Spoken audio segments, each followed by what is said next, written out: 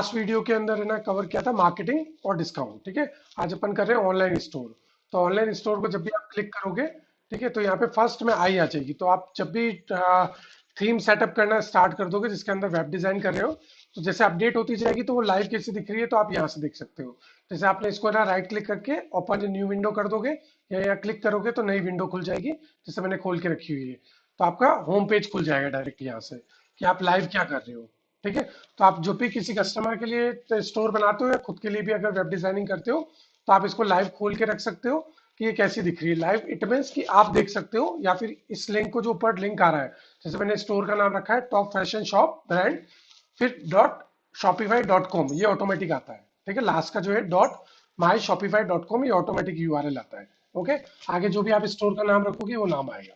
ठीक है, तो आप लाइव देख सकते हो यहाँ पे कि कैसा चल रहा है इस पे काम। ठीक है, तो आप कस्टमर को भी ये लिंक देते हो तो कस्टमर ये लिंक से देख सकता है कि मेरी वेबसाइट के ऊपर काम चल रहा है, तो लाइव कैसी दिख रही है, उसमें कुछ चेंजेस है तो वो कस्टमर सजेस्ट कर सकता है आपको।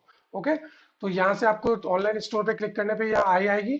ठीक है, और ऑटोमेटिक थीम वाला जो फर्स्ट ऑप्शन है टॉप डाउन मेन्यू का, वो खुल जाएगा। तो अभी हम थीम वाले पेज पे है, तो आपकी स्क्रीन पे जो ये दिख रहा है थीम का सेक्शन दिख रहा है। ओके, इसमें ऊपर लिखा आ रहा है थीम, यहाँ पे आ रहा है, यहाँ पे भी देखो ये सेम आई जो बनी हुई है, ये सेम आई यहाँ आएगी, व्यू यूर स्टोर। जब आप यहाँ क्लिक करोगे तो आपका नए विंडो पे ये आपका स्टोर खुल जाएगा। आप क्या काम कर रहे हो अभी वो यहाँ दिख जाएगा।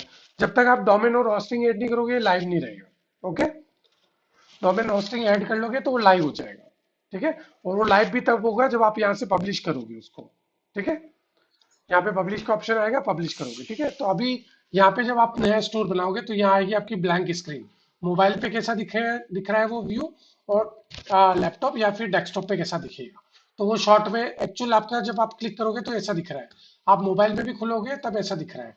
ठीक है, तो यहाँ पे आपका व्यू दिखाएगा, एक शॉर्ट व्यू दिखाएगा। ठीक है, आप इसको है ना स्टोर को पासवर्ड प्रोटेक्टेड भी कर सकते हो जब ऑनलाइन रखते हो तो भी और ऑफलाइन हो तो भी, ताकि आपका कस्टमर या फिर कोई स्टाफ अकाउंट बना रखा है तो वो आपको पासवर्ड से भी देख सकता है। यहाँ लिखा हुआ आ रहा है you all your store online store is in development to let visitor access your store, give them the password. ठीक है, जब आप पासवर्ड यहाँ सेटअप कर देते हो तो अगर आप किसी को लिंक भी शेयर कर रहे हो, आपने डोमेन होस्टिंग डाल दिया है तो भी आपने पासवर्ड प्रोटेक्टेड कर रखा है। तो जैसे ही वो कस्टमर को अगर आपने लिंक शेयर किया है, ठीक है, तो उसको जो पेज खुलेगा ना वहां पे वो पासवर्ड मांगेगा।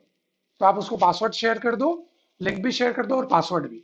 तो वो पासवर्ड डालेंगे तभी आपकी ना वेबसाइट अगर लाइव भी कर रखी है तो भी, अगर कस्टमर के लिए प्रॉपर लाइव नहीं किया आपने, सब कस्टमर देखे, ठीक है, स्पेसिफिक कस्टमर के लिए कर रखी है तो वो पासवर्ड डालेगा तभी ये वेबसाइट देख सकता है। ओके, तो यहाँ पे आप पासवर्ड सेट कर सकते हो। ठीक है, उसके बाद आ जाता है यहाँ पे जो नाम आता है, ये जो नाम लिखा हुआ है थीम का नाम है। ठीक है, थीम मतलब हो गया एक टेम्पलेट। एक टेम्पलेट जो होता है जिसके अंदर बना बनाया टेम्पलेट है, जिसमें CSS, HTML, जावा स्क्रिप्ट, वो सारी जो कोडिंग है वो सारी तो शॉपिफाई ने करके और एक टेम्पलेट बना के रेडी किया हुआ है। ठीक है, उस टेम्पलेट के अंदर आपको सिर्फ है ना ड्रैग एंड ड्रॉप या फिर एडिटिंग करनी है, वेब डिजाइनिंग करने के लिए। ठीक है, तो मैंने एग्जांपल के लिए एक थीम ऐड कर रखी है इसके अंदर जिसका नाम है डाउन। ठीक है, अभी इसमें लिखा रहा है करंट थीम है। ओके, इसको लास्ट मैंने कब सेव की या डेट आएगी, लास्ट सेव दिसंबर 18। ठीक है, 18 दिसंबर को मैंने इसको लास्ट काम किया हुआ है। ईयर नहीं बता रहा, डेट एंड मंथ बता रहा है। ठीक है, टाइमिंग बता रखा है। ठीक है, और इसका वर्जन क्या है अभी, मतलब किस वर्जन का है ना इन्होंने अपडेट किया हुआ है। तो इन्होंने जब लॉन्च की होगी तब है ना डाउन विजन वर्जन 1 होगी, 1.0.0, जैसे अपने सैमसंग के अंदर भी आता है वर्जन। ठीक है, अभी सैमसंग के अंदर है ना आपका गूगल प्ले स्टोर है, तो क्या वर्जन का है, तो अपडेट्स आते रहते हैं, उसको गूगल प्ले को अपडेट करते हैं जब भी। ठीक है, तो थीम अपडेशन करते हैं तो ऑटोमेटिक इसको अपडेशन का वर्जन आता रहता है। ठीक है, फिर ट्रिपल डॉट आता है यहाँ पे, इसको प्रीव्यू कर सकते हो जो थीम है आपकी। ठीक है, उसको आप प्रीव्यू करोगे नेक्स्ट विंडो पे खोल के, तो आपकी थीम कैसी दिख रही है, तो ये प्रीव्यू बता दिया आपका। ठीक है, तो एक तो आप व्यू स्टोर से देख सकते हो, आप प्रीव्यू से देख सकते हो, दोनों चीजें एक ही काम करती है। ठीक है, फिर आप रीनेम कर सकते हो। आप रीनेम के क्लिक करोगे, थीम का नाम आप और कुछ डालना चाहते हो, आप थीम का नाम डाल सकते हो। ठीक है, उसके बाद आपको डुप्लीकेट करना है, इसी थीम को डुप्लीकेट करना है कि ये काम मैंने कर रखा है, इस थीम में मैंने 4 दिन 5 दिन का काम कर रखा है। ठीक है, तो आप उसका अगर बैकअप लेना है कि यहाँ तक काम कर लिया, अब मैं और कुछ नया काम कर रही हूँ इसके अंदर, या कोडिंग में कुछ काम कर रही हूँ एडिशनल, ठीक है, तो यहाँ से डुप्लीकेट करोगे आप, डुप्लीकेट करके वो नीचे आ जाएगी, यहाँ पे डुप्लीकेट लिखा हुआ आ जाएगा, या लिखा आएगा डाउन, फिर आगे डैश करके डुप्लीकेट लिखा हुआ आ जाएगा, तो उसका बैकअप ले लिया आपने। जैसे अपन फोन का बैकअप लेते हैं ना, वैसे यहाँ से डुप्लीकेट पे क्लिक करके आप इसका थीम का बैकअप ले सकते हो। ओके, तो बैकअप लेके रख लिया। फिर आप ये जो एक्टिव थीम चल रही है अभी, ठीक है, इसमें आप काम करते रहो। हो सकता है आपसे कुछ गलती हो गई उसके अंदर 2 दिन के अंदर, ठीक है, और आप वापस उसको वेरीफाई या रेक्टिफाई नहीं कर पा रहे हो, उसको कहाँ से ठीक करो, एग्जाम्पल के लिए। तो आप क्या करोगे, जो आपकी यहाँ पे जो थीम आ रही है नीचे, जैसे मैंने रिफ्रेश लिख रखा है, तो आप इसको पब्लिश कर दोगे। इसको जैसे ही पब्लिश करोगे तो इसका नाम मैंने रिफ्रेश दे दिया है, तो बैकअप लिया है उसका। तो मैं जैसे ही इसको पब्लिश करूंगा तो ये वाली जो थीम है यहाँ आ जाएगी, और जो ये डाउन लिखा हुआ है, ठीक है, ये वाली थीम नीचे आ जाएगी। ओके, तो मतलब आपकी जो थीम है जिसमें पहले काम कर रखा है एक्चुअल, जो आपने बैकअप में लिए, वो वापस से आप पब्लिश कर सकते हो। ठीक है, और कस्टमाइज, यहाँ कस्टमाइज अपन सीखेंगे जब इसको क्लिक करेंगे। इसको क्लिक करने के बाद एक इंटरफेस खुलेगा, जिसके अंदर अपन पूरा सब कुछ डिटेल्स ऐड करके बनाते हैं। जैसे कि आपको यहाँ पे ना ये बैनर डालना है, आपको टॉप पे क्या नाम रखना है, मेन्यूज कहाँ आपको कनेक्ट करने हैं, ठीक है, फिर आपको ये टेक्स्ट डालने हैं, फिर आपको ये टेक्स्ट डालने हैं, फिर आपको एक ये पूरा एक लेआउट जो आ रहा है, लेआउट ऐड करते हैं, जो अपन ने CSS और उसमें बेसिक में सीखा था। ठीक है, तो ये लेआउट कहाँ डालना है, फिर बटन कहाँ डालना है, फिर एक और लेआउट लिया तो अपन ने इस तरीके का लेआउट लिया जिसमें एक प्रोडक्ट इमेज बड़ी आ रही है और 2 छोटी आ रही है। ठीक है, तो ये सेटअप कैसे करना है, तो ये जितना भी सेटअप होता है ना, वो कस्टमाइज में होता है, कस्टमाइजेशन करते हैं अपन, तो ये कस्टमाइज बटन में होता है। यहाँ से क्लिक करेंगे तो एक इंटरफेस खुलेगा बहुत बड़ा, उसके अंदर उसमें भी इस तरीके का साइड मेन्यू आएगा, और उससे अपन पूरी वेब डिजाइनिंग करेंगे। ठीक है, तो कस्टमाइजेशन होता है, वो कस्टमाइज जब करेंगे अपन वेब डिजाइनिंग, वो इससे होगा। ठीक है, अभी अपन सीख रहे हैं थीम क्या है, ठीक है, थीम सेक्शन क्या है। ठीक है, तो इसमें थीम्स का है, अब ये आपका क्लियर हो गया। ठीक है, इसके बाद ये बैकअप लेते हैं तो यहाँ पे ये पार्ट आएगा, थीम थीम लाइब्रेरी बोलते हैं इसको। ठीक है, तो आप ये ट्रिपल डॉट पे करोगे तो डुप्लीकेट करोगे तो आप यहाँ से इसको बैकअप ले सकते हो। डुप्लीकेट का मीन है आप बैकअप ले रहे हो, आपका एक्टिव वर्क जो चल रहा है थीम में, उसका बैकअप ले रहे हो, डुप्लीकेट। ठीक है, डुप्लीकेट करके रख रहे हो उसको। उसके बाद आता है डाउनलोड थीम फाइल। तो आपने जो भी काम कर लिया है, तो अपन क्या करते हैं, कोई भी काम करते हैं तो उसका बैकअप ले लेके रखते हैं। जैसे अभी अपन कोई भी काम कर रहे हैं, जैसे कि आप वेब डिजाइनिंग का कर रहे हो या फोटोशॉप का, तो उसका एक बैकअप रखते हो अलग से हार्ड डिस्क के अंदर।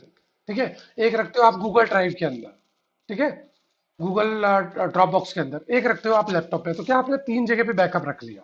ठीक है, तो यहाँ पे भी वही है, आप कस्टमाइजेशन कर रहे हो तो एक्टिव में ये सारा बैकअप है, फिर डुप्लीकेट कर दिया तो एक बैकअप ये हो गया, फिर तीसरा बैकअप आप डाउनलोड थीम फाइल करके डाउनलोड रख सकते हो इसकी फाइल को। ठीक है, तो ये तीसरा बैकअप हो गया। हाँ, तो थीम का जो भी आपने काम कर रखा है अभी तक का, उसको आप डाउनलोड करके रख लो।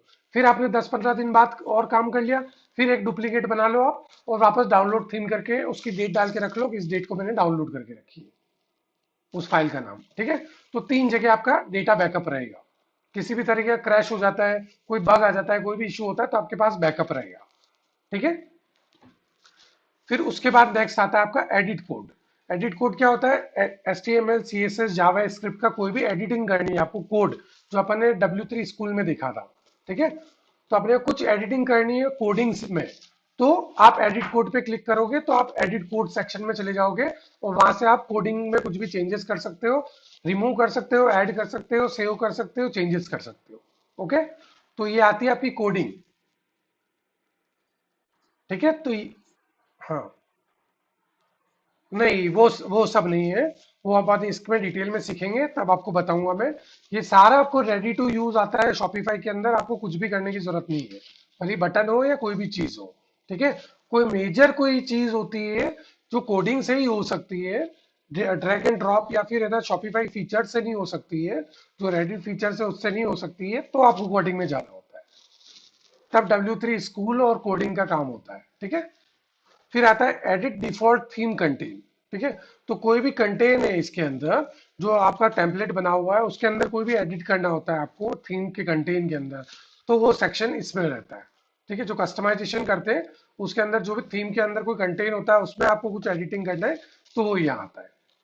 ठीक है, तो इसमें ये थ्री डॉट आते हैं, इसके अंदर ये सारे ऑप्शन आते हैं ड्रॉप डाउन में, जो अभी अपन ने कवर की। ओके, फिर थीम लाइब्रेरी आ जाती है, ये आती है बैकअप। ठीक है, जो भी आपने बैकअप लिए इस थीम का डुप्लीकेट करके, वो बैकअप यहाँ आ जाते हैं, कब लिया आपने बैकअप, ठीक है, लास्ट सेव कब किया है, उसका वर्जन क्या है, वो सारा आ जाएगा। ठीक है, उसके बाद आ जाता है main part, theme. Theme template ये आ रहा है पॉपुलर फ्री थीम्स। ओके, इसमें लिखा रहा है made with four features you can easily customize, no coding needed. Okay, तो HTML, जावा स्क्रिप्ट, CSS और जितने भी कोडिंग आती है, C++, ठीक है, और जितने भी कोडिंग पार्ट आते हैं, वो सारे कोडिंग पार्ट रिक्वायर्ड नहीं है ये थीम्स के अंदर। और ये सारी जो थीम है, ये पॉपुलर थीम है और फ्री है। ओके, तो कोई भी वेब डिजाइनिंग अपन स्टार्ट करते हैं, तो अपने को सबसे पहले रिक्वायरमेंट होती है वेब डिजाइनिंग शुरू करने के लिए, आपको थीम सिलेक्शन, कि आपको थीम लेनी पड़ती है। एक थीम मतलब कि एक टेम्पलेट। ठीक है, जैसे कैनवा के अंदर होता है, कैनवा के अंदर आप कोई भी एक मेन्यू बना रहे हो, या फिर एक कोई भी एक आप इनविटेशन कार्ड बना रहे हो, तो उसमें आप एक टेम्पलेट सेलेक्ट करते हो, बना बनाया रेडी। थीम सेलेक्ट करते हो, उसका मतलब है उसकी थीम सेलेक्ट कर रहे हो आप। ओके, थीम बोलते हैं या फिर उसको टेम्पलेट बोलते हैं। तो कैनवा में आप गए, आपने क्या नाम, आपने एक मेन्यू कार्ड बनाना है या एक इनविटेशन कार्ड बनाना है, तो आप उसमें बहुत सारे टेम्पलेट होते हैं, उसमें से आप चूज कर लेते हो, मेरे को ये वाला पसंद है, इसमें फोटोज सही है, इसके ना वर्ड्स यहाँ पे सही आ रहे हैं, मेरे को खाली वहाँ पे एग्जाम्पल के लिए इनविटेशन कार्ड लिया। तो इनविटेशन में आप क्या चेंज करोगे, पहले तो उसमें इनविटेशन किससे रिलेटेड है, बर्थडे का है या एनिवर्सरी का है। ठीक है, तो ऊपर उसका डाल दोगे, फिर उसमें उसका नाम डाल दोगे, जिस भी पर्सन का एनिवर्सरी या फिर बर्थडे, फिर उसकी डेट डालोगे। तो आपको टेम्पलेट चाहिए एक बना बनाया, खाली मैं वहाँ पे सिर्फ अपना टाइपिंग कर दूं और मेरा टेम्पलेट बन के रेडी हो जाए, और मैं उसको डाउनलोड कर लूँ और मैं शेयर कर लूँ। राइट, ठीक है। तो वेब डिजाइनिंग में भी सेम चीज होती है, टेम्पलेट या फिर थीम बोला जाता है उससे। ठीक है, उसमें आपको कोडिंग रिक्वायर्ड नहीं होती। ठीक है, तो ये फ्री थीम्स है, तो सबसे पहले थीम चाहिए होती है वेब डिजाइनिंग करने के लिए। ओके, तो ये थीम बनी हुई है, आप इस पे आओगे, जैसे मैंने अभी ये थीम यूज की हुई है डाउन के नाम से। ओके, यहाँ लिखा है बाय शॉपिफाई। ठीक है, जैसे ही आप इसको यूज करना चाहोगे, तो इस पे ऐड पे क्लिक करना पड़ेगा इस थीम को आपको यूज करने के लिए। ओके, तो ये ऐड हो जाएगी, जैसे ही ऐड पे क्लिक करोगे तो वो थीम आ जाएगी यहाँ पे। ओके, इस तरीके की अलग अलग थीम है यहाँ पे। अब ये रिफ्रेश के नाम से, जैसे मैंने ये रिफ्रेश के नाम से ली हुई है, मेरे को इसके फीचर्स अच्छे नहीं लगे, इसलिए मैंने इसको बैकअप में डाल दिया। और ये डाउन के नाम से, तो मैंने इसको अभी एक्टिव में यूज कर रहा हूँ। ठीक है, उसके बाद क्राफ्ट के नाम से आ रही है, सेंस के नाम से आ रही है, राइड के नाम से आ रही है। फिर आपको और भी देखनी है इसकी थीम, काफी सारी थीम्स है इसके पास। तो विजिट थीम स्टोर। ठीक है, यहाँ लिखा है browse over 80 free and paid professional design themes. तो इसमें दो तरीके की थीम्स है, एक तो है फ्री और एक है पैड। ठीक है, तो जब हम वेब डिजाइनिंग सीखेंगे, तो अपन यहाँ पे देखेंगे कि अपन थीम सिलेक्शन कैसे करनी है कस्टमर की रिक्वायरमेंट के हिसाब से, या फिर आप खुद अपनी वेबसाइट बना रहे हैं, तो उसके लिए आपको थीम सिलेक्शन कैसे करना है। क्योंकि इसमें भी अलग अलग तरीके की थीम्स होती है, ई कॉमर्स में भी। ठीक है, अगर आप एग्जाम्पल के लिए यही देखोगे, तो यहाँ ऊपर मेन्यू का आ रहा है, एड टू कार्ट आ रहा है। ठीक है, मैं थोड़ा इसको बड़ा, हाँ, थोड़ा सा बड़ा करने की कोशिश करता हूँ, जूम होता है तो जूम नहीं हो रहा है वो। ठीक है, यहाँ पे आपका बैनर आ रहा है, बैनर में बटन आ रहा है, फिर आपकी टाइटल हेडिंग लाइन आ रही है और प्रोडक्ट्स आ रहे हैं यहाँ पे। ठीक है, तो आपको एक छोटा सा एक यहाँ लेआउट दिख रहा है कि ये कैसी दिखती है। अब इसके अंदर देखो, ऊपर का जो हेडर है, जिसमें मेन्यू होता है पूरा अपना हेडिंग मेन्यू, वो बड़ा है। ठीक है, फिर आता है इसका स्लाइडर। ठीक है, स्लाइडर या बैनर, उसके अंदर जो बटन और ये दिया अलग से बॉक्स करके दिया है। फिर नीचे आपकी टैगलाइन आ गई और प्रोडक्ट दे दिया, और प्रोडक्ट के भी देखो ना बॉर्डर लाइन आ रही है। ठीक है, फिर तीसरी दे दी, इसके अंदर मेन्यू आ रहा है, सेंटर्ड में आ रहा है, टॉप में सेम कलर में, और इसमें टाइटल आ रहा है, इसमें बैनर इमेज नहीं है, इसमें प्रोडक्ट की इमेजेस बड़ी है या कैटेगरी की इमेजेस बड़ी है, और कैटेगरी के नाम आ रहे हैं। ठीक है, तो एक क्राफ्ट सेक्शन के लिए। ठीक है, क्राफ्ट अगर आपको सेल करते हो क्राफ्ट प्रोडक्ट, तो उसके हिसाब से।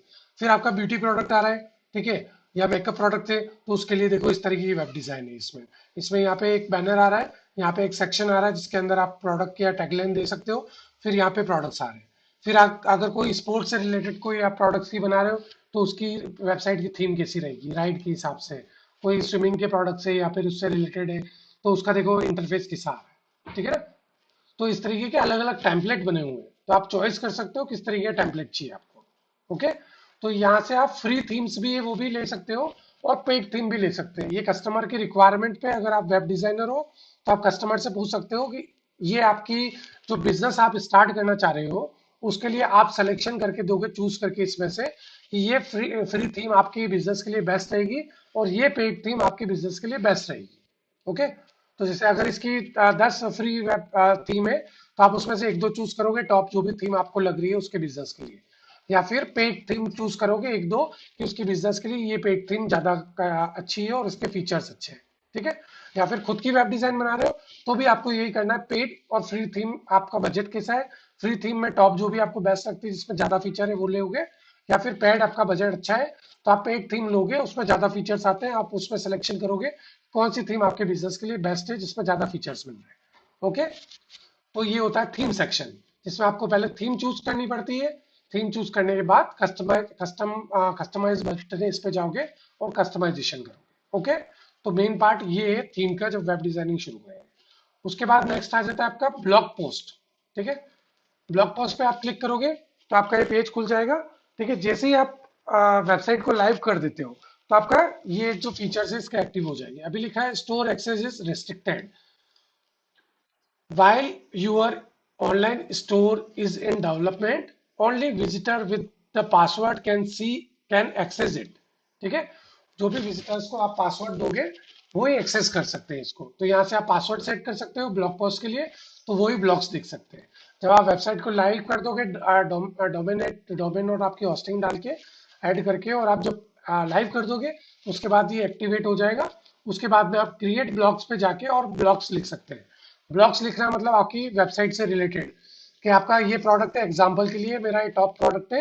एक एग्जांपल समझ लो कि आपका ना मोबाइल कवर है कोई, ठीक है, वो बहुत ज्यादा सेल होता है, तो आप उसके लिए ब्लॉग लिखोगे कि इतने लोगों ने परचेज किया, इसकी क्वालिटी ये है, इसकी ग्राफिक प्रिंट इस क्वालिटी की है, इसमें फैब्रिक ये यूज किया है, या इसकी जो भी कंटेन है वो यूज किया है, उसकी साइज क्या है, किस प्रोडक्ट के लिए यूज होता है, किस मोबाइल स्पेसिफिक मोबाइल फोन है उसके लिए यूज होता है, किस मॉडल के लिए। ठीक है, कहाँ का किस किस कंट्री में इसका यूजेस ज्यादा होता है, इसकी डिटेल्स क्या है, गूगल से आप रिसर्च करो, फिर एक ब्लॉग पोस्ट लिखो। ठीक है, तो एक ब्लॉग पोस्ट लिखा जाता है, उसका पूरा जो ब्लॉग पोस्ट का अपन ब्लॉग पोस्ट जब करेंगे, बनाएंगे किसी वेबसाइट के लिए एक ब्लॉग पोस्ट सैंपल बनाएंगे, तब मैं आपको बताऊंगा।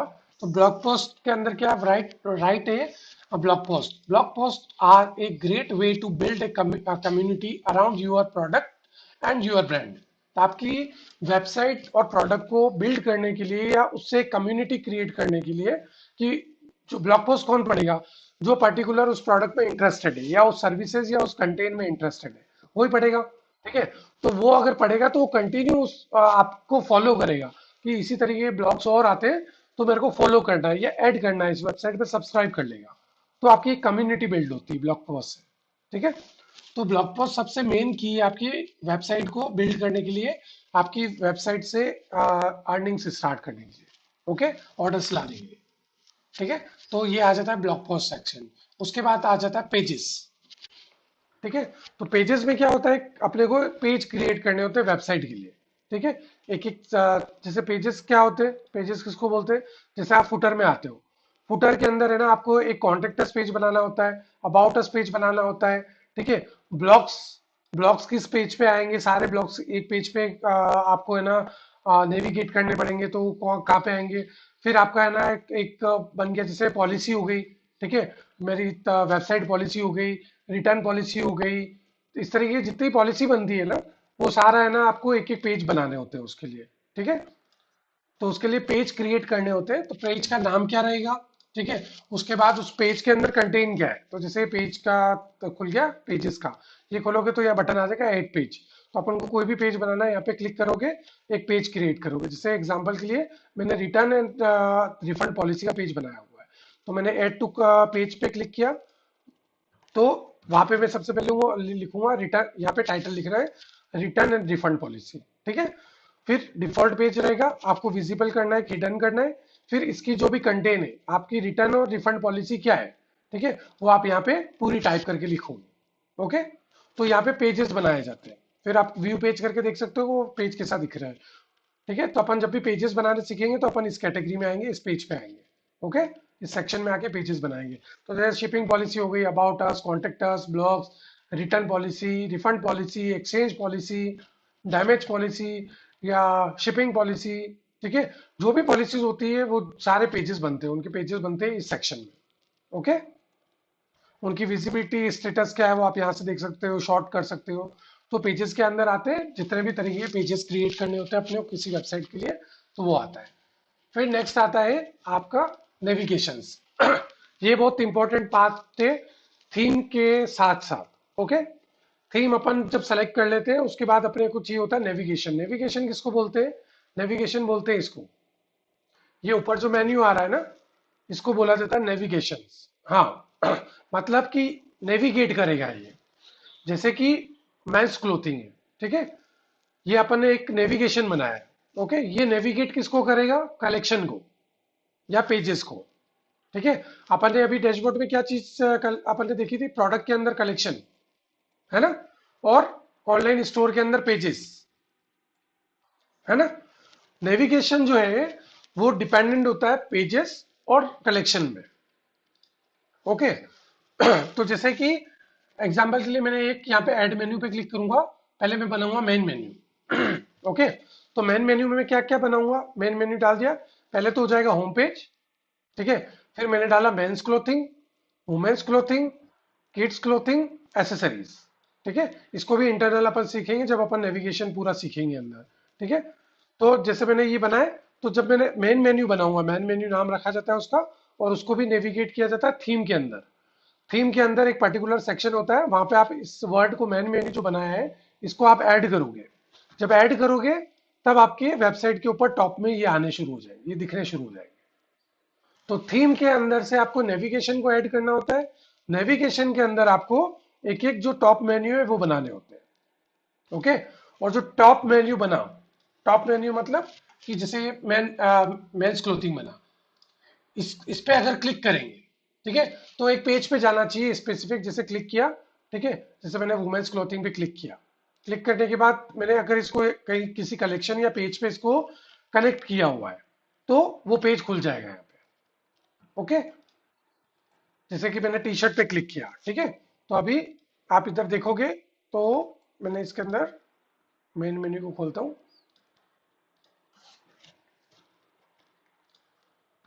तो इसमें ना ड्रॉप डाउन मेन्यू बनते हैं। ठीक है, नेविगेशन के अंदर मेन ये होता है कि आपका जो भी ये नेविगेशन है, ये एक नेविगेशन कलेक्शन और आपका ना पेजेस से कनेक्ट होगा।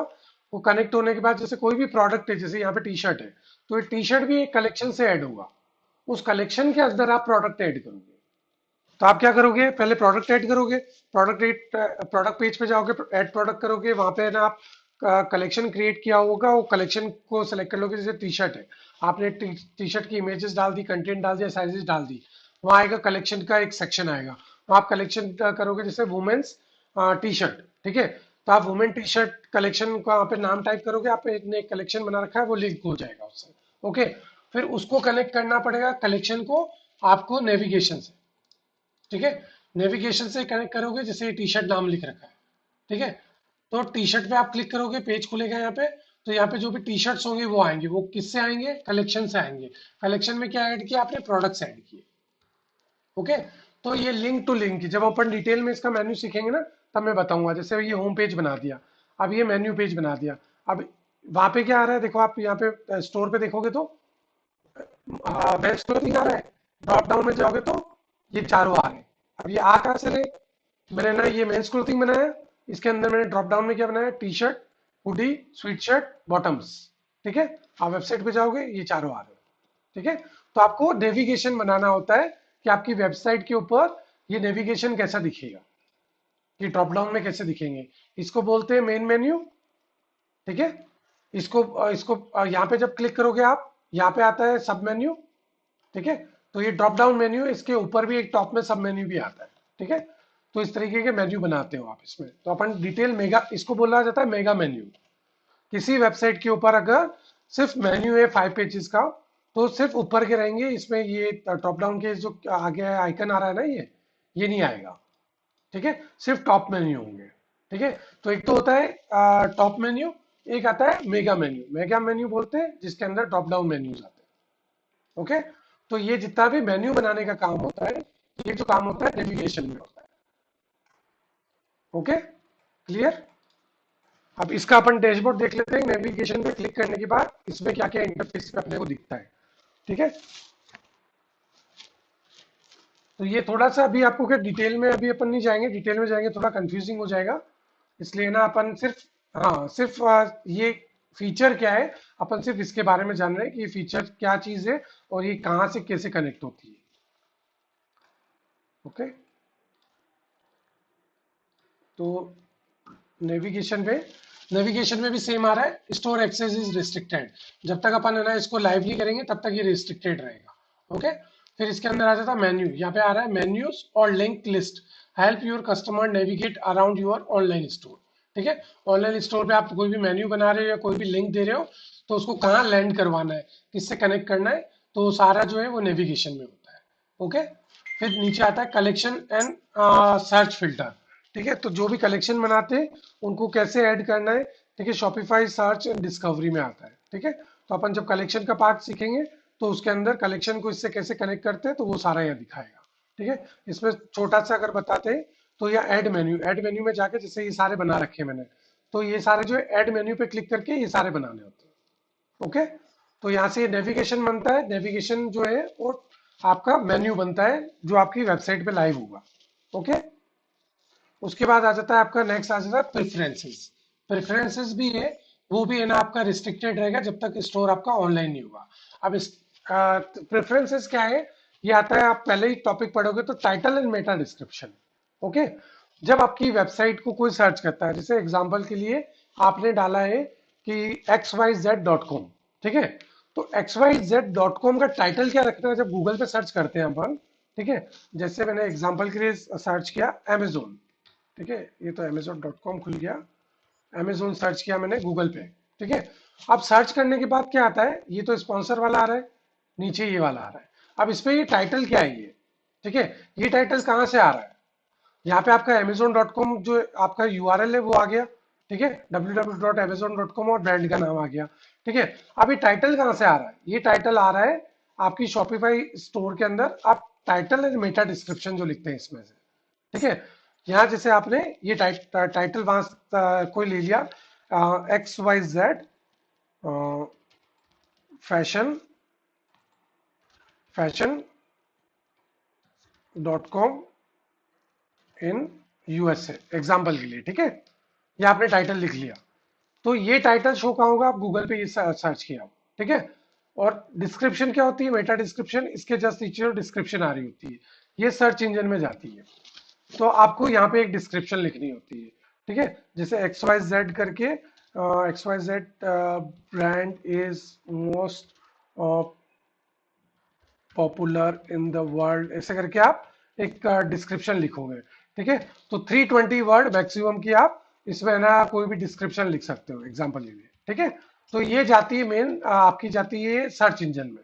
ठीक है, लिखा है the title and meta description help define how your store show up on search engine. तो गूगल पे कोई सर्च करता है आपकी ब्रांड का नाम, तो उसका टाइटल क्या दिखेगा, उसकी डिस्क्रिप्शन क्या दिखेगी, वो है ये मेटा डिस्क्रिप्शन और मेटा टाइटल। ओके, तो यहाँ पे आप अपडेट करोगे तब है ना वहां पे आपको गूगल पे कोई भी आपकी ब्रांड का नाम सर्च करेगा तो उसकी डिटेल्स दिखेगी। ओके, फिर नेक्स्ट आ जाता है इसी का सोशल शेयरिंग इमेज, कि आप जब भी है ना कोई आपकी यहाँ पे है ना जैसे आपका amazon.com खोला है, ठीक है, अगर यहाँ पे किसी तरीके का आप इमेजेस डाल के दे रहे हो आपका, तो यहाँ पे इमेजेस भी शो हो जाएगी सर्च में। ठीक है, तो इमेजेस को आपको ऐड करना है सोशल मीडिया पे, अगर आप आपकी यूआरएल है उसको आप शेयर कर रहे हो, तो आप कभी आप शेयर करोगे ना तो वहाँ इमेज आती है। ठीक है, जैसे एग्जांपल के लिए मैं डालता हूँ facebook.com और यहाँ पे मैं लिखता हूँ मेरी वेबसाइट का नाम HRYbrand.com। देखो अब मैंने जैसे नाम डाला ना, ये इमेज के कहाँ से आ गई ये, अब ये टाइटल, ठीक है, और ये मेरा है ना टाइटल है, मेटा टाइटल। ठीक है, यहाँ डिस्क्रिप्शन नहीं आती, गूगल पे डिस्क्रिप्शन आती है। जैसे मैंने यूआरएल डाला मेरी इमेज आ गई यहाँ पे। ठीक है, तो ये इमेज कहाँ से आई है, यूआरएल जैसे कहीं भी सोशल मीडिया पे शेयर करते हैं तो ये इमेज आती है, यहाँ पे आप इमेज डाल दो उससे। ठीक है, यहाँ लिखा रहा है सोशल शेयरिंग इमेज प्रीव्यू, तो आप एड इमेज पे जाके यहाँ इमेज कर सकते हो। इसकी साइज क्राइटेरिया होता है, तो आप फोटोशॉप पे जाके और आप इसकी इमेज, इस साइज की इमेज बना के और फिर अपलोड करना आपको। ओके, एड इमेज में जाओगे तो वहां पे ऑप्शन आएगा आपका पेज टाइटल रखने का, आपकी यूआरएल रखने का, जो भी आपकी वेबसाइट का यूआरएल रखना चाहते हो, और मेटा डिस्क्रिप्शन। आप एड इमेज करोगे तो इमेज अपलोड करनी है, और ये तीनों चीजें आपको अपडेट करनी है। जब ये अपडेट करोगे तो आप कहीं भी सोशल मीडिया के ऊपर जैसे आपका यूआरएल डालोगे, आपकी इमेज आ जाएगी, आपका यूआरएल आ जाएगा, और आपका मेटा टाइटल आ जाएगा। ठीक है, ये तीनों चीज यहाँ पे ऑटोमेटिक आई, कहाँ से आई? जब मैंने इमेज के अंदर डाल के और ये तीनों चीजें अपडेट की। ओके, तो सोशल मीडिया पे जब भी आप सोशल मीडिया शेयरिंग के लिए कुछ भी अपडेट करना है तो ये डालोगे, तो आपका यूआरएल अपडेट करोगे तब ये डिटेल्स आ जाएगी, ऑटोमेटिकली आ जाएगी। तो ये वन टाइम अपडेट करने की चीज है, ये भी वन टाइम अपडेट होगा, ये भी वन टाइम। फिर गूगल एनालिटिक्स आ जाता है। हमने गूगल एनालिटिक्स देखा था अपन ने। एनालिटिक्स में डेटा कहाँ से आएगा? वो गूगल से आएगा। और गूगल का डेटा आपकी शॉपिफाई पे कैसे आएगा? वो आएगा गूगल एनालिटिक्स से आएगा। ठीक है, गूगल एनालिटिक्स में आपको एक अकाउंट बनाना होता है। आप गूगल पे सर्च करोगे गूगल एनालिटिक्स, वहां पे आपकी ईमेल से आप रजिस्टर करके एक एनालिटिक्स बनाओगे, अकाउंट बनाओगे, वहां पे आपको एक एनालिटिक्स आईडी मिलेगी। ठीक है, उस आईडी को आपको यहाँ पे जब उसको लॉगिन कर लोगे एक अगली टैब के अंदर एग्जांपल के लिए, ठीक है, और यहाँ से आप जैसे क्लिक करोगे मैनेज पिक्सल हियर, ठीक है, या फिर नीचे एक कॉपी पेस्ट का कोडिंग आएगा, उसका एनालिटिक्स अकाउंट का कोडिंग आएगा कि आपकी वेबसाइट पे पेस्ट करो। तो वहां से आपको कॉपी कर ले और यहाँ पे पेस्ट करना है। कस्टमर की बना रहे हो तो कस्टमर का वहां से उसका लॉगिन करवा के, या अगर वो एक्सेस देता है तो आप गूगल एनालिटिक्स का उसका अकाउंट लेके और उसका लॉगिन लेके आप उसको यहाँ पे सेटअप करोगे। तो पिक्सल्स भी सेटअप होते हैं, पिक्सल्स भी बोलते हैं गूगल एनालिटिक्स, या फिर उसका अकाउंट का एक स्क्रिप्ट होती है, वो स्क्रिप्ट भी आप यहाँ कॉपी पेस्ट कर सकते हो।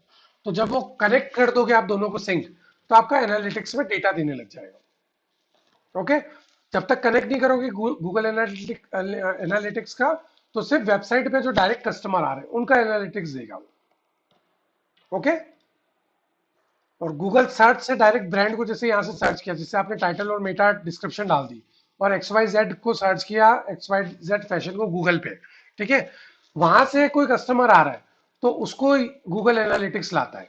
ठीक है, तो उसकी डिटेल जो है वो यहाँ से मिलेगी आपको उसको कनेक्ट करने से। सेम जो गूगल एनालिटिक्स है वैसे ही फेसबुक पिक्सल्स है। फेसबुक डॉट कॉम खोलेंगे तो फेसबुक मैनेजर जब आप खोलोगे तो उसके अंदर आता है फेसबुक पिक्सल्स। ठीक है, तो आप यहाँ पे क्लिक करोगे, कस्टमर का फेसबुक अकाउंट होगा या आप खुद ओनर हो और आपका फेसबुक अकाउंट है, तो एक पहले तो आपको पेज बनाना होता है फेसबुक पेज, और उसके अंदर होता है फेसबुक मैनेजर। फेसबुक मैनेजर के अंदर आता है फेसबुक पिक्सल्स।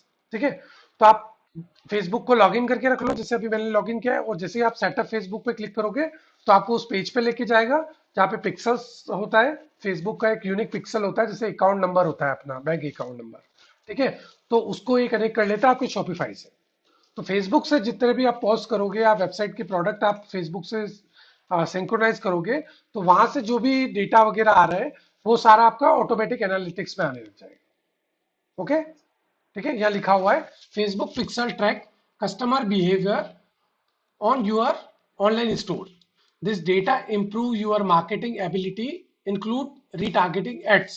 मतलब आप एड्स भी रन करते हो उस पर, अगर पिक्सल्स ऐड कर रखा है तो उसका डेटा भी आपको सिंक करके एनालिटिक्स में आ जाएगा या मार्केटिंग में आ जाएगा। ओके, पेड मार्केटिंग का एनालिटिक्स में आ जाएगा, डायरेक्ट कस्टमर विजिट वहां से क्लिक करके आ रही है तो एनालिटिक्स में आ जाएगा। ओके, फिर कस्टमर प्राइवेसी का है, तो कस्टमर की जो भी प्राइवेसी सेक्शन आता है वो सारा इसमें आ जाता है। कलेक्ट बिफोर कॉन्सेंट हो गया, पार्शली कलेक्ट बिफोर कॉन्सेंट हो गया, कलेक्ट आफ्टर कॉन्सेंट हो गया। तो ये अपन जब इसका है ना कस्टमर प्राइवेसी सेटिंग्स में जाके पढ़ेंगे तो उसके अंदर सारी डिटेल आ जाएगी।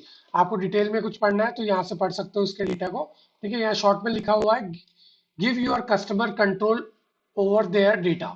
ठीक है, कस्टमर जो है वो उसका डेटा को कंट्रोल कर सकता है, उसकी प्राइवेसी को यहाँ से मैनेज कर सकता है। while cookies and other tracking data help enable store analytics and marketing, some location required customer to give permission before their data can be used। ठीक है, कुछ कुछ कंट्रीज है वहां पे ना आपको उसका डेटा चाहिए तो आपको उसके लिए उनकी पॉलिसीज है उसको फॉलो करना होता है, वो डिटेल्स जो भी है उसको आपको रिक्वेस्ट डाल के या तो वहां से परमिशन लेनी होती है, यहाँ पे शॉपिफाई की सेटिंग से उससे करना होता है। ठीक है, तो उसके बारे में अपन सेटिंग्स में जाएंगे तब कस्टमर प्राइवेसी के बारे में और डिटेल में देखेंगे। ओके, उसके बाद नीचे आ जाता है आपका रिस्ट्रिक्ट स्टोर एक्सेस। ठीक है, तो अभी क्या है, ये स्टोर कस्टमर के लिए वो नहीं कर रखा है अपन ने पब्लिश। ठीक है, तो अपन ने जहाँ पे भी देखा ना रिस्ट्रिक्टेड यहाँ पे आ रहा है पासवर्ड। ठीक है, तो इसको अपने को हर जगह पे जाके पासवर्ड सेट करने की जरूरत नहीं है। यहाँ पे आपका ऑप्शन आ जाता है प्रेफरेंसेस के अंदर रिस्ट्रिक्ट स्टोर एक्सेस। ठीक है, यहाँ पे आप अपना पासवर्ड डाल दो, जो भी आप पासवर्ड रखना चाहते हो। ठीक है, जैसे मैंने एग्जांपल के लिए ले लिया फैशन टॉप ब्रांड। कोई भी एक यूनिक पासवर्ड रख दिया आपने, 100 कैरेक्टर का रख सकते हो आप, पासवर्ड रख दो। ठीक है, और सेव कर लो, ऊपर से या सेव का बटन आ रहा है। ठीक है, फिर आपको बी टू बी के लिए कोई कस्टमर है, उनके लिए रिक्वेस्ट एक्सेस के लिए परमिशन लेनी है, देनी है, तो उसके लिए आप यहाँ पे रख सकते हो। ओके, और कस्टमर के लिए पासवर्ड देना है तो यहाँ पे। ठीक है, फिर स्पैम प्रोटेक्शन, जैसे कैप्चा आता है, बहुत बार होता है ना कि अपन किसी भी ना वेबसाइट पे जाते हैं तो वहाँ पे आता है कि कैप्चा डालना है आपको, तो इनेबल कैप्चा कर सकते हो गूगल का कैप्चा। तो किसी फॉर्म वगैरह पे जाता है तो वहाँ पे है ना कैप्चा डालेगा, तभी है ना वो इसको एक्सेस कर सकता है। ठीक है, यहाँ पे आ रहा है protect your store from spam and abuse by enabling Google reCAPTCHA. This may require some customer to complete a reCAPTCHA task. ठीक है, क्योंकि स्पैम हो जाता है, क्या होता है ना, बहुत बार आपका यूआरएल लेके कोई है ना आपका कहीं पे रन कर दिया कि आपके है ना बैन करना है शॉपिफाई पे या गूगल पे, तो वो क्या करेगा ना कि ऑटोमेटिक कैप्चा में डाल देगा कि कोई भी कस्टमर आपके एक ही दिन में ना 10-10 20-20 लाख कस्टमर की विजिट आ रही हो, एक एक सेकंड के लिए आ रही हो, और वो आउट हो रहे हैं आपकी वेबसाइट से। ठीक है, तो गूगल क्या ट्रैक करता है कि है ना कहीं से इनवैलिड ट्रैफिक आ रहा है आपकी वेबसाइट पे। ठीक है, तो आपकी वेबसाइट को है ना रिस्ट्रिक्टेड कर देगा, पब्लिश नहीं करेगा और होल्ड पे डाल देगा। ठीक है, इन इनलीगल एक्टिविटी में। ठीक है, कैप्चा होने से क्या होता है कि है ना कोई भी अगर इस तरह की एक्टिविटी रेगुलर आ रही तो कैप्चा शो करने लग जाएगा गूगल ऑटोमेटिक। ठीक है, तो उसके लिए क्या करना होता है कैप्चा में, जब तक आप उस फोटोज को स्पेसिफिक क्लिक नहीं करोगे तब तक वो है ना चेक मार्क नहीं होगा और लॉगिन नहीं होगा। ठीक है, तो वो आपके प्रोटेक्ट करता है आपकी वेबसाइट को कि गूगल बैन नहीं करे। ओके, तो वो आप यहां से हमेशा इनेबल रखना है उसको, और ये सारा प्रोसेस करके सेव बटन आ रहा है, सेव कर दो। ठीक है, तो जो भी आपका प्रेफरेंसेस है इसके अंदर ज्यादातर आपका मेटा जो गूगल पे सर्च होता है, सोशल मीडिया पे शेयरिंग करते हो आपकी लिंक को, उसके लिए आपका जो भी एनालिसिस है, ठीक है, गूगल एनालिटिक्स फेसबुक का, वो सारा यहाँ से ना कनेक्ट होता है। ओके, आपकी कस्टमर प्राइवेसी उसको यहाँ से मैनेज कर सकते हो, आपकी स्टोर प्राइवेसी को यहाँ पे मैनेज कर सकते हो, और आपका स्पैम जो भी आता है प्रोटेक्शन वो यहाँ पे ले सकते हो। तो प्रेफरेंसेस सेटअप जो है ये भी वन टाइम सेटअप है, जिसको आपको आपकी जो भी स्टोर लाइव करते हो उससे पहले कंप्लीट करना होता है। ओके, ठीक है, इसके अलावा एक ऑप्शन और यहाँ पे आता है, आप ऑनलाइन स्टोर के ऊपर देखोगे तो सेल्स चैनल्स। ठीक है, सेल्स चैनल पे आप जब भी क्लिक करते हो तो एक आपका विंडो खुल जाता है यहाँ पे। ठीक है, आप किसी भी तरीके के सेल्स चैनल को आप कनेक्ट करते हो इस पे, तो वो सारे सेल्स चैनल यहाँ पे आ जाते हैं। सेल्स चैनल क्या होते हैं, जैसे गूगल, यूट्यूब, जो अभी अपन ने चैनल्स पढ़ा, जहां जहां भी चैनल्स नाम आ रहा था, आप देखो यहाँ पे आ रहा है Google, YouTube, Facebook and Instagram. तो गूगल यूट्यूब दोनों कनेक्टेड है। कनेक्टेड क्यों है, क्योंकि गूगल का ही है यूट्यूब। ठीक है, गूगल गूगल का ही एक पार्ट है यूट्यूब, मतलब गूगल ही उसका ऑनर है। ठीक है, तो उन दोनों को सेटअप करने के लिए सेपरेट नहीं करना पड़ता है, दोनों का एक साथ ही है। ओके, फेसबुक है तो फेसबुक का ही है, मेटा का ही है फेसबुक और इंस्टाग्राम। ठीक है, तो दोनों को एक साथ ही कनेक्ट करना होता है। जब आप फेसबुक को कनेक्ट कर लेते हो तो फेसबुक से आपको इंस्टाग्राम को कनेक्ट करके रखना है। तो आपके एक दूसरे से कनेक्ट हो गया, शॉपिफाई से कनेक्ट कर लिया आपने फेसबुक, और फेसबुक से कनेक्ट हो गया इंस्टाग्राम। तो तीनों चीजें एक दूसरे से कनेक्टेड होगी। ओके, ऐसे ही अगर आप अमेजोन के कोई प्रोडक्ट सेल करना चाह रहे हो, या अमेजोन से पे आप प्रोडक्ट ऑलरेडी सेल करते हो और उसको आप आपकी वेबसाइट पे भी है ना सिंक करना चाहते हो, तो यहाँ पे आता है ऑल रिकमेंडेड सेल्स चैनल। आप जब इस पे क्लिक करोगे या नीचे जाओगे ऐप एंड सेल्स चैनल पे, तो एक विंडो खुलेगी। उस विंडो पे आप जाके और वहां से आप इंटीग्रेट कर सकते हो इसको सेल्स चैनल को, जैसे अमेजोन हो गया या इट्जी हो गया या फ्लिपकार्ट हो गया, ईबे हो गया, उनको भी आप इससे कनेक्ट करके रख सकते हो। ओके, तो उन्हें बोला जाता है सेल्स चैनल्स। ओके, तो जो भी सेल्स चैनल आपको कनेक्ट करने तो यहां से कनेक्ट हो जाएंगे। तो ऑनलाइन स्टोर में आज अपन ने कवर किया, एक तो थीम, उसके बाद ब्लॉग पोस्ट, पेजेस, नेविगेशन और प्रेफरेंसेस। ओके, और कल अपन कवर करेंगे इसमें ऐप और उसके बाद सेटिंग्स, जो भी इंटरनल सेटिंग्स होती है स्टोर के लिए, तो वो कवर करेंगे हम लोग कल के वीडियो में।